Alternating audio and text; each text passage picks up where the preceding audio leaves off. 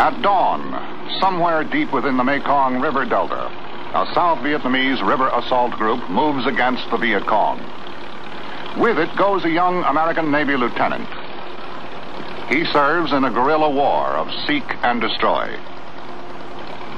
Yet here, far from destroyer and aircraft carrier, he is the American Navy in Vietnam.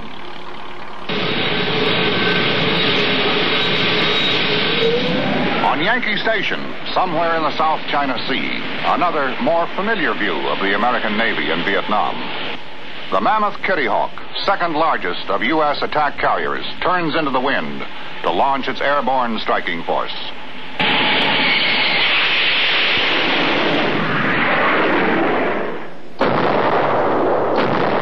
Not far away, along the coast, other units of the U.S. 7th Fleet take careful aim, on call from troops fighting ashore, and place supporting fire on Viet Cong concentrations.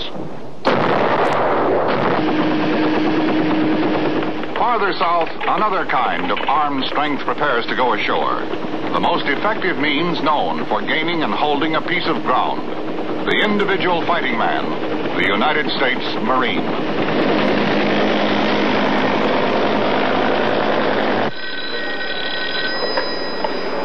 It's a pack billeting office. Alan speaking. Can I help you, sir? Inland at Saigon, a Navy chief works at a different kind of job. Less glamorous, but vitally important. Nichols, the assignment desk clerk, will help you, sir. Behind the guns and planes and fighting men is a staff of Navy, Army, and Air Force personnel who administers support activities for Allied forces throughout the country. And your date you arrived in Vietnam, sir? 3 August. 3 August. Here, this is for the baby. East of Saigon, at a small village near the coast, these men have gone beyond their basic mission of military action to launch an equally important campaign of civic action, another side of the American Navy in Vietnam. To these men, their work on projects which will result in civic achievement is just as important as the work their shipmates do in more conventional naval surroundings.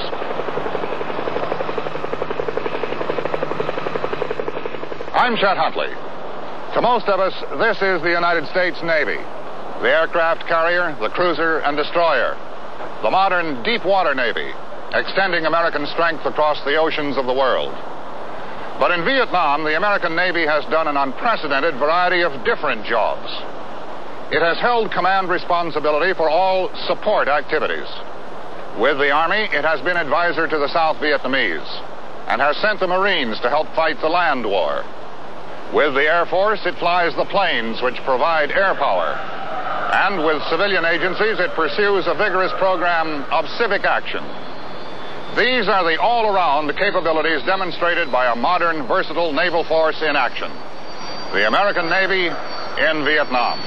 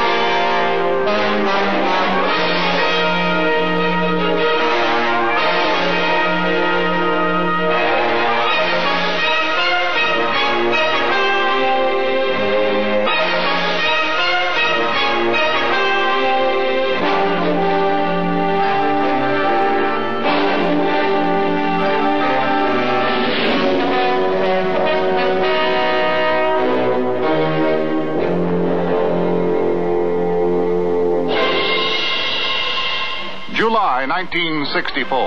Off the coast of Vietnam, units of the United States 7th Fleet patrol the waters of the South China Sea. To help the people of South Vietnam defend themselves against the threat of an armed communist takeover, the United States and other countries have begun a flow of economic, technical, and financial aid, a joint civilian-military effort to build a stronger nation. A small but dedicated South Vietnamese Navy is hard at work in an effort to deny the use of the rivers and coastal waters as supply routes for the Viet Cong. To bring knowledge of new techniques which can increase efficiency, a United States Military Assistance Command has been established. American Navy advisors work with the Vietnamese and help in many phases of training. HEADSUPACT, the United States Navy Headquarters Support Activity, has been established in Saigon. Already in mid-1964, the American Navy is in Vietnam. At the end of July 1964, the United States Military Assistance Command reports an increase in Viet Cong forces in South Vietnam. Then the Navy's role in Vietnam suddenly expands. On August 2nd, the United States Navy destroyer Maddox, on patrol in international waters of the Gulf of Tonkin, begins to track 3 unknown craft approaching from the northwest. They are identified as North Vietnamese PT boats, armed with torpedoes and 37mm guns. When warnings from the Maddox fail to stop the oncoming PT boats, she opens fire. The attack prompts the United States to strengthen its ready defense capabilities. The destroyer was carrying out a mission of patrol in those waters, in international waters. When it was attacked, it replied to the attack. It continued to carry out its mission today and will do so the remainder of this week in the same waters. The President has asked that the destroyer force be doubled and that an air cap, a combat air patrol, be available at all times on call to it. And as I think you know, he's issued instructions that in the event of a further attack upon our vessels in international waters, we are to respond with the objective of destroying the attackers. The Maddox, joined by the destroyer Sea Turner Joy, resumes its routine patrol. But the next night, the men on watch in the 2 destroyers once again detect unidentified contacts on radar. The attack by the North Vietnamese boats is renewed.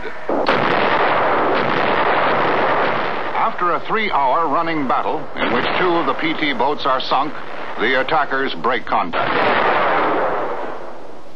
My fellow Americans, as President and Commander-in-Chief, it is my duty to the American people to report that renewed hostile actions against United States ships on the high seas in the Gulf of Tonkin have today required me to order the military forces of the United States to take action in reply. The performance of commanders and crews in this engagement is in the highest tradition of the United States Navy. But repeated acts of violence against the armed forces of the United States must be met not only with alert defense, but with positive reply. By the end of March 1965, air operations from Navy carriers in the South China Sea are underway on a daily basis. Also in March, in Operation Dagger Thrust, an integrated Navy Marine Corps effort, 7th Fleet Marines land at Da Nang, then at Chu Lai, and later on the Vung Mu Peninsula. On land, the Allied forces fight to turn the tide of conflict from a retreating defense against guerrilla attacks to an offensive strategy designed to defeat the Viet Cong. During 1965, the United States Navy, with its ability to move quickly on short notice, is called upon to reinforce the United States position. In the short time since the Tonkin Gulf incident, American naval power rapidly expands from a supporting role to a full-fledged naval task force. Embodied in the forces of the United States 7th Fleet is almost every facet of modern naval power.